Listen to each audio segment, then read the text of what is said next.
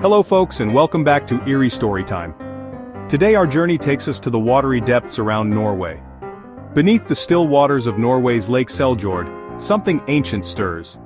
Selma, the elusive lake monster of Norwegian folklore, has been sighted for centuries but never caught. Is she just a ripple in the myth or proof that legends still swim among us? Let's take a dip into the waters, and you can decide for yourselves.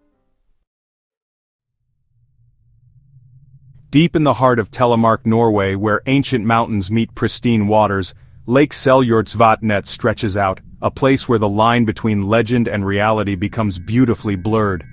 It's a realm where stories whisper on the wind and mysteries linger in the depths.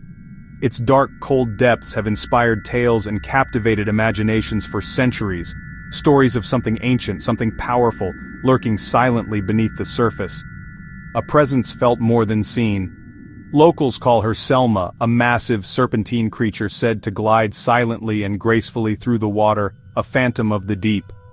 The legend of Selma isn't a modern invention, it's not a fleeting fancy. It's deeply woven into the community's identity, a cherished part of their heritage, passed down through generations in hushed tones and wide-eyed wonder.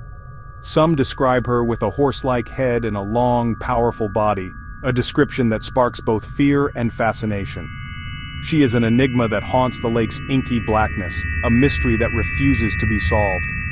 Is she a prehistoric relic, a living fossil from a forgotten age?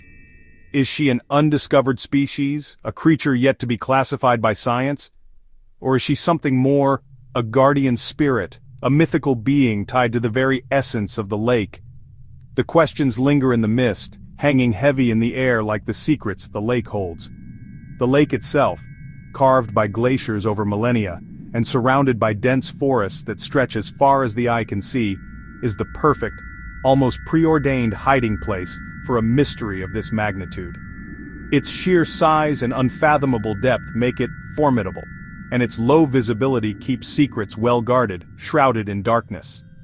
For locals, the lake is both a provider, offering sustenance and livelihood, and a source of profound awe, a place to respect and revere.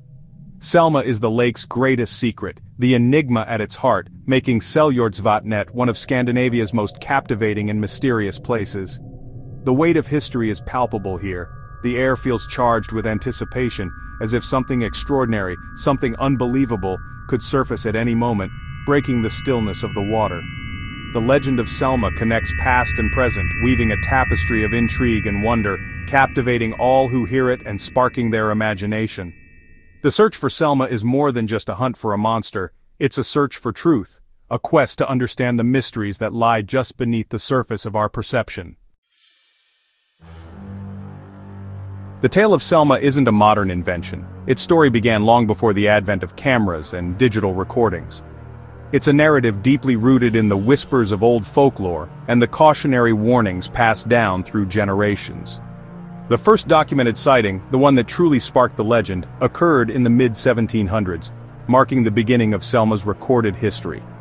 It was then that Gunlike Anderson Verp, a local resident, claimed to have witnessed a monstrous creature violently erupt from the depths of the lake. His terrifying and unsettling encounter acted as a catalyst, opening the floodgates for other villagers to come forward and share their own chilling stories and experiences. Witnesses consistently described a huge serpent-like beast, often with a head resembling that of a horse or a crocodile, moving with incredible speed and leaving a powerful, churning wake in its path. Sightings were not randomly scattered. They consistently clustered near the lake's deepest and most mysterious parts, with a particular focus around Hagen's Point, lending a degree of credibility to the accounts. These weren't vague or fleeting glimpses of random shapes in the distance.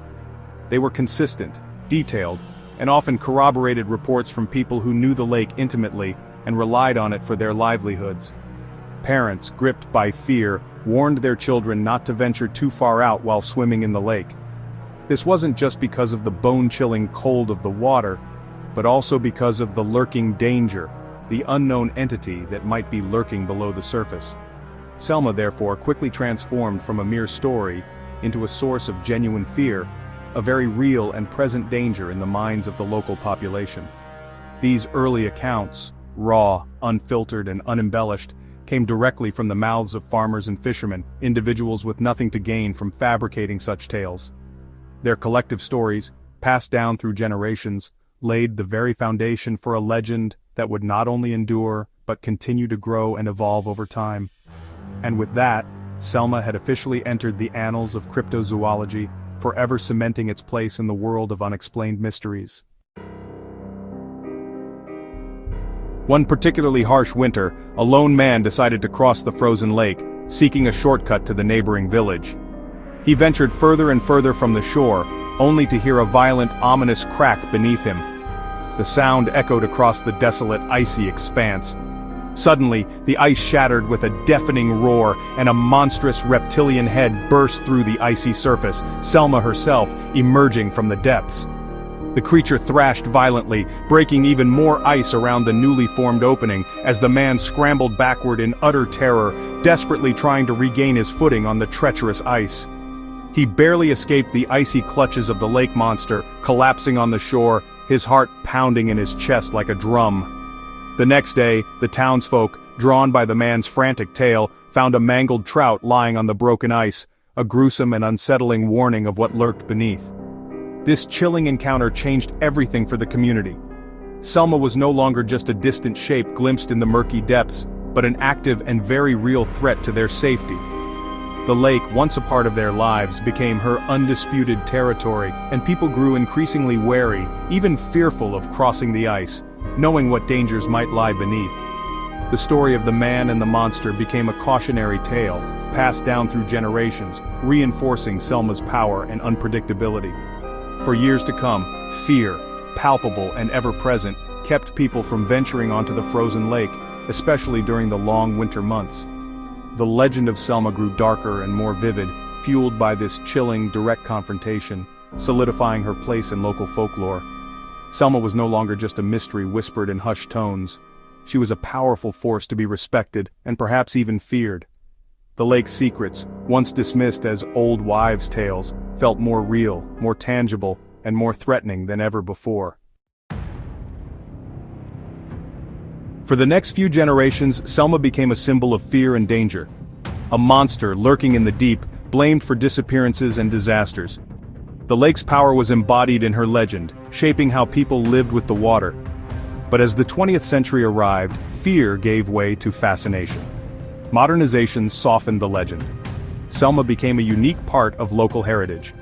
Pride replaced terror, and the community embraced the mystery as something to celebrate. Selma transformed from a monster to a mascot, even a guardian of the lake. The stories retained their wonder, but the menace faded. The town began to promote the legend, sharing Selma with the world. She became a symbol of identity, not anxiety. In embracing Selma, Seljord turned a nightmare into a beloved icon. Today, Selma is everywhere in Seljord, celebrated in art, architecture, and daily life. The Stormtarnet, a modern viewing tower, stands on the lake's shore, inviting visitors to search for the elusive creature. A statue near the town hall depicts Selma, not as a monster but as a playful symbol of local pride. Her image graces the town's coat of arms, a golden serpent on red, making her an official emblem. Festivals like Dirskuen weave Selma into their themes, drawing tourists and fueling local business. The legend is an economic driver but also a cherished link to the past. Selma connects the community to its ancestors and the enduring magic of the unknown. By celebrating her, Seljord celebrates its own history and imagination.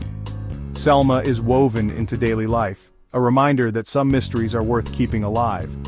Even in a modern world, the lake's secrets endure. Selma's legend is part of a global fascination with mysterious lake creatures.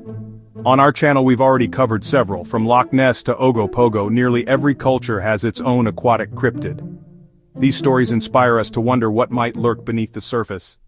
Selma fits into this worldwide tapestry, fueling books, documentaries, and films. Monster movies and TV shows draw on the same primal fears and curiosity. Documentaries and literature explore the unknown, keeping the legend alive. Even video games feature hidden lake monsters, inspired by tales like Selma's. The enduring appeal speaks to our love of mystery and the unknown. Selma is a symbol of nature's secrets and our desire to discover them. Her story continues to captivate both in Norway and around the world. As Selma's legend grew, science joined the search for answers.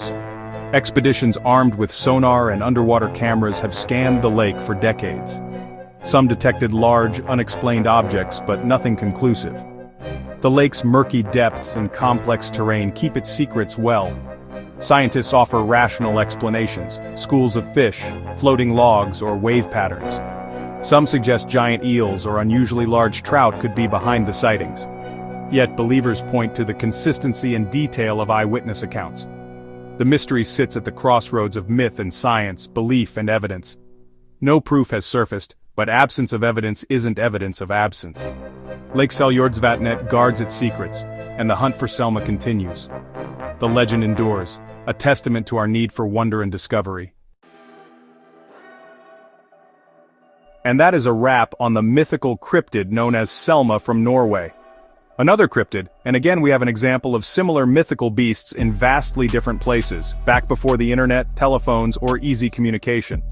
So tell me, could Selma be related to the Loch Ness Monster, Ogopogo, or even the Alkali Lake Monster? If not, what about Champ or Tanawa? Could it really be possible that all of these lake monster cryptids in different parts of the world and with many similarities could all just be a coincidence? Well, it's certainly an interesting topic to discuss with your friends.